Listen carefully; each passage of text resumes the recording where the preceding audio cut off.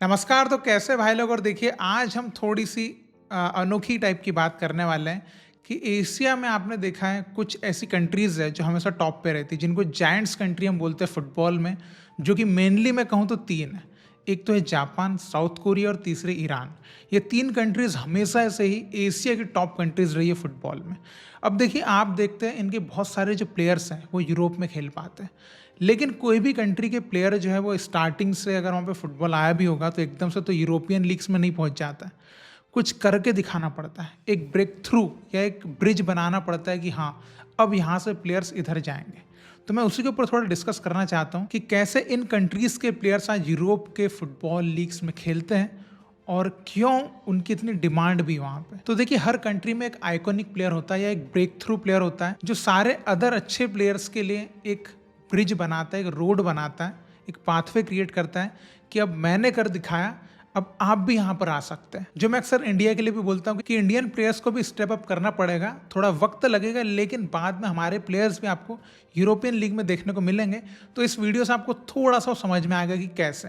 तो देखिए मैं जैसे बात कर रहा था कोरिया की, जापान की, ईरान की, तो देखिए इन कंट्रीज़ के प्लेयर्स की डिमांड अगर देखें तो वो सबसे पहले बुंडस लीगा में या जर्मनी में कह सकते वहाँ बढ़ी थी। ये सारे यूरोप में नहीं पहुंचे, जर्मनी में इनकी डिमांड बहुत बड़ी थी। कैसे बड़ी थी? तो क्योंकि उन्होंने जर्मनी में जो है ना वो पाथवे अपने प्लेयर्स के लिए बनाया। इन कंट्री का जो पहला एक अच्छा प्लेयर था या स्टार प्लेयर हम कह सकते हैं, वो जो है खेला है बुंडेसलीगा में। उसने अपने आप को वहाँ पर प्रूव किया और देन उस कंट्री के लिए या वहाँ के स्काउट्स को ये बता दिया कि आप हमारी कंट्री के टैलेंट्स को स्काउट करके बुंडेसलीगा में खिला सकते हैं, जो कि आज तक हो रहा है इतने सालों से। तो मैं तीनों ही कंट्री के जो प्लेयर थे जो पहले वहाँ पे गए और अपना नाम बनाया, उनके बारे में आपको बताऊंगा कि वो कैसे पहुंचे थे। तो जापान के जो पहले प्लेयर थे जिन्होंने यूरोपियन लीग में खेला था वो थे यासुहिको ओकुदेरा। तो 70s की बात है, उस टाइम पे ये जे लीग के क्लब में खेला करते थे। तो इनका क्लब जो है जर्मनी के टूर पर जाता है और वहां पर कुछ मैचेस वगैरह वो खेलते हैं। तो उस टाइम पे एफसी कोलन नाम का जो क्लब है, जो आज बुंडेसलीगा का बहुत बड़ा क्लब है, वो क्लब इनको देखता है और इम्प्रेस हो जाता है एंड वो उसी टाइम पे इनको ऑफर कर देते हैं कि आप हमारी टीम ज्वाइन करिए और बुंडेसलीगा में खेलिए। ये बात है 1977 की, और ये क्लब ज्वाइन कर लेते हैं। एंड आपको एक अच्छी बात बताऊंगा कि उस सीजन ये बुंडेसलीगा जीत भी जाते हैं। देन उस टाइम पे क्लब लेवल पे यूरोपियन कप होता था, उसके सेमीफाइनल्स में ये स्कोर भी करते हैं और वो पहले एशियन बनते हैं जो कि ऐसा कर पाए। तो ओकुदेरा ने जर्मनी में लगभग 10 साल तक खेला और लगभग 3 क्लब्स में खेला, मोर देन 250 मैचेस खेले। तो इतना जो टाइम उन्होंने बिताया, उन्होंने जापान का नाम बुंडेसलीगा में या जर्मनी में कहें अच्छे से लोगों के कानों तक पहुंचा दिया कि जापान में टैलेंटेड फुटबॉलर्स हैं, you can scout players from Japan. तो इस तरीके से जापान के फुटबॉलर्स के लिए बुंडेसलीगा का दरवाजा उन्होंने खोल दिया।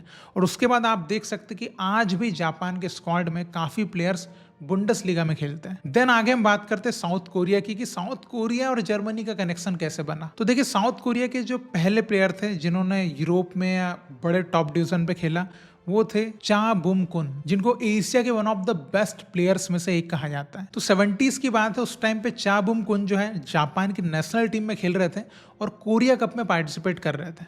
तो उस टाइम पे जर्मनी का जो फ्रैंकफर्ट क्लब है, बुंडेसलीगा का बहुत बड़ा क्लब है, जो उसके जो कोच थे वहां पर स्काउटिंग कर रहे थे कि कोई अच्छा प्लेयर हमको मिल जाए यहाँ से। तो उनको चा बुम कुन बड़े पसंद आते हैं। तो उस टाइम पे क्या होता है कि चा बुम कुन उनकी टीम को तो नहीं, लेकिन एक दूसरे बुंडेसलीगा क्लब दामस्ताद को साइन कर लेते हैं। लेकिन यहाँ पर थोड़ी सी परेशानी हो जाती है, क्योंकि जो चा बुम कुन होते हैं वो एयरफोर्स की टीम में थे, जो कि मिलिट्री टीम थी। तो उनको वापस बुला लिया जाता है और वो एक मैच ही खेलते बुंडेसलीगा का और वापस चले जाते हैं। देन वहां पर अपनी मिलिट्री सर्विस पूरी करके 1979 में वो अगेन सोचते हैं कि नहीं, मुझे बुंडेसलीगा में खेलना पड़ेगा if I want to grow myself. तो 1979 में वो फ्रैंकफर्ट को ही ज्वाइन कर लेते हैं, बिकॉज ऑलरेडी इम्प्रेस तो कर ही चुके थे और वो अपना इम्पैक्ट पहले दिन से ही फ्रैंकफर्ट में डालते हैं। उस टाइम जो यूएफए कप होता है उसको जिताते हैं और काफी इंपॉर्टेंट भूमिका निभाते हैं उस ट्रॉफी को जिताने में। इवन सर एलेक्स फर्ग्यूसन ने भी उनके लिए कमेंट किया था कि ही इज अनस्टॉपेबल प्लेयर। वो लगभग 3 सीजन तक फ्रैंकफर्ट क्लब के टॉप स्कोरर रहते हैं। देन उसके बाद वो जर्मनी का ही जो दूसरा क्लब है बायर लेवरकुसन, उसको साइन कर लेते हैं। तो जर्मनी में चा बुम कुन ने लगभग 300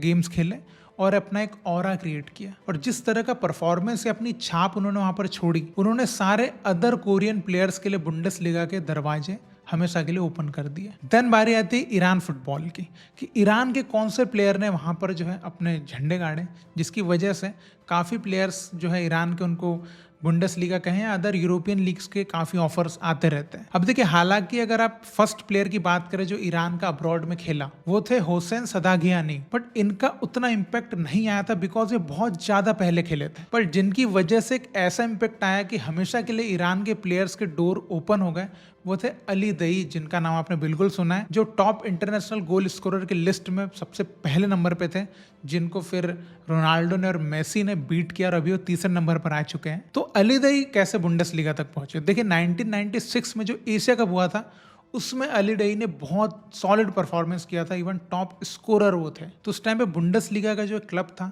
उन्होंने उनको साइन किया, जिसका नाम था अर्मीनिया बिलेफेल्ड, जिसको उन्होंने अपने एक टीममेट थे करीम बघेरी, उनके साथ साइन किया था। बट करीम बघेरी उतना ज़्यादा इम्पैक्ट नहीं छोड़ पाए, बट अली दई थोड़े एक्सेप्शनल थे, तो वो अपना थोड़ा नाम वहां पर बना गए। देन अली डई ने जो है वो बायर्न म्यूनिक के लिए भी खेला और बुंडेसलीगा का खिताब भी जीता, बट बायर्न म्यूनिक में वो उतने खुश नहीं थे, ये उन्होंने खुद कहा था। तो 1999 में उन्होंने हर्था बीएससी जो क्लब है उसको साइन कर लिया था, और वहां पे उन्होंने कुछ ऐसी हिस्ट्री बनाई जिसकी वजह से उनका बहुत बड़ा नाम वहां पर बन गया था। वो पहले एशियन प्लेयर बने जिन्होंने यूएफए चैंपियंस लीग खेला एंड इवन स्कोर भी किया चेल्सी के अगेंस्ट, वो भी 2 गोल, और उस मैच को 2-1 से जीता भी। तो हर्था बीएससी में उनका बहुत ज्यादा इम्पैक्ट था, बहुत ज्यादा इन्फ्लुएंस था, काफी मैचेस में उन्होंने बहुत शानदार परफॉर्म किया और अपना एक अलग नाम बनाया, और लगभग 150 मैचेस उन्होंने जर्मनी के क्लब्स में खेले, और इतने मैचेस एक इम्पैक्ट डालने के लिए बहुत ज्यादा होते हैं। तो इस तरीके से तीनों ही जो top giants country of Asia हैं, इन्होंने अपना एक रास्ता क्रिएट किया बुंडेसलीगा में, और आज तो इनके जो प्लेयर्स हैं